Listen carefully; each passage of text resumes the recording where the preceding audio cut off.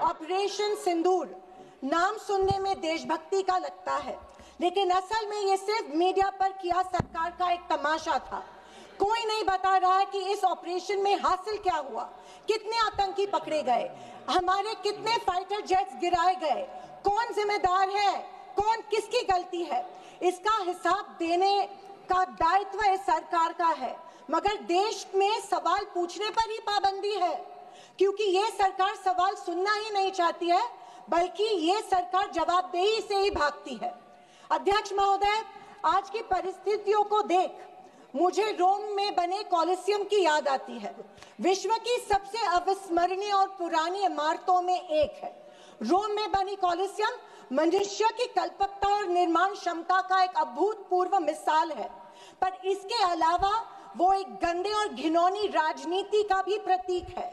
कहा जाता है कि इसका निर्माण उस समय की जनता को खेल और मनोरंजन में उलझाए रखने के लिए किया गया था, ताकि जनता का मूल मुद्दों पर से ध्यान भटक जाए।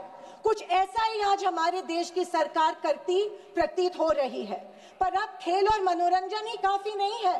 किसी महत्वपूर्ण इलेक्शन के पहले आतंकी हमला और फिर सरकार की जवाबी कार्रवाई।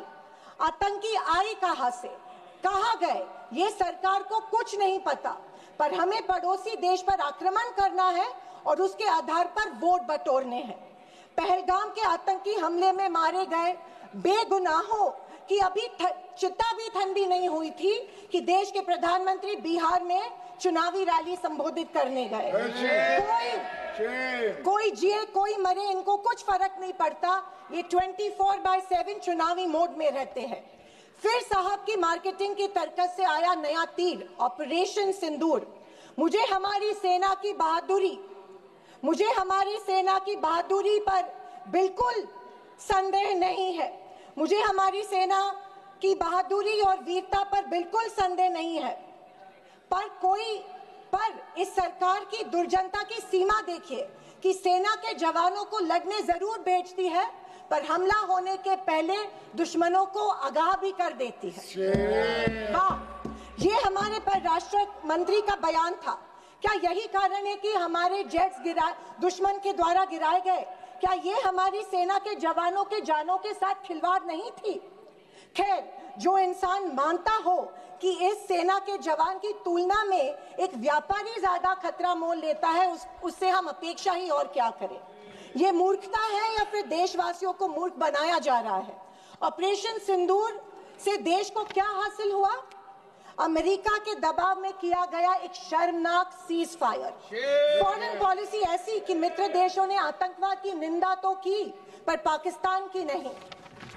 स्पीकर मैडम, प्रधानमंत्री कहते हैं कि ऑपरेशन सिंदूर का जश्न मनाने का पर्व है।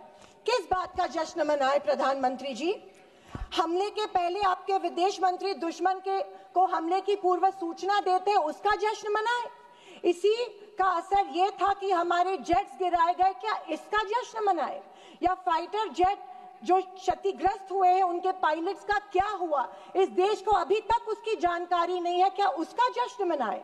सीज फायर का ऐलान इनके कथित मित्र ट्रंप करते हैं, इससे जो हमारी देश की तीनों सेनाओं का मानसिक खच्चीकरण हुआ, क्या उसका जश्न मनाए? और तो और पहलगाम के आतंकियों को कोई सुराग नहीं, क्या इसका जश्न मनाए? इंटरनेशनल कम्युनिटी में भारत की छवि इतनी कमजोर अब तक कभी नहीं हुई थी। हर चीज को इवेंट मत बनाइए मोदी जी। अपने मन की बात छोड़कर देशवासियों को की सवाल का जवाब देने की भी हिम्मत दिखाइए। याद आती है जब इंदिरा गांधी जी के सामने पाकिस्तान सरेंडर हुआ था और एक हार्ड लाइनर निक्सन जैसे को भी इंदिरा गांधी की बात सुननी पड़ी। और विदेशी नीति की तो हालत और भी शर्मनाक है। हमारे पड़ोसी नेपाल, बांग्लादेश और श्रीलंका जो कभी भारत के सबसे करीब थे, आज हमारी पीठ पीछे चीन से हाथ मिला रहे हैं। एक समय था जब भारत के पास नेबरहुड फर्स्ट की नीति थी और आज हमारे पड़ोसी हमें लास्ट प्रायोरिटी मानते हैं। स्पीकर मैडम, विदेश जाकर इंडियन डायस्पोरा के साथ तस्वीर खिंचवाना ही विदेश नीति बन गई है। अब ये सरकार प्रश्न पत्र भी खुद बनाती है और उत्तर भी खुद तय करती है। जनता से कोई संवाद नहीं, पार्लियामेंट में कोई ट्रांसपेरेंसी नहीं। ये सरकार केवल प्रचार की मशीन बनकर काम कर रही है। पहलगांव के शहीदों के परिवारों को जवाब कौन देगा? सरकार की कूटनीति की असफलताओं को जवाब कौन देगा? चीन की बढ़ती घुसपैठ और पड़ोसी देशों की बेरुखी का जवाब कौन देगा? अगर सरकार जवाब नहीं देती है तो सरकार को सत्ता में बने रखने का कोई अधिकार नहीं है। विपक्ष का हर सांसद लोगों के सवालों को उठाता रहेगा और अगर सवालों से डरती है तो कुर्सी छोड़ो। ये कुर्सी, ये पद जवाबदेही का है, सिर्फ इवेंट सेलिब्रेशन का नहीं है। और अंत में मैं इतना ही कहना चाहती हूँ कि आवाज न सुनी हमारी, कुछ गम नहीं। आवाज न सुनी हमारी, कुछ गम नहीं।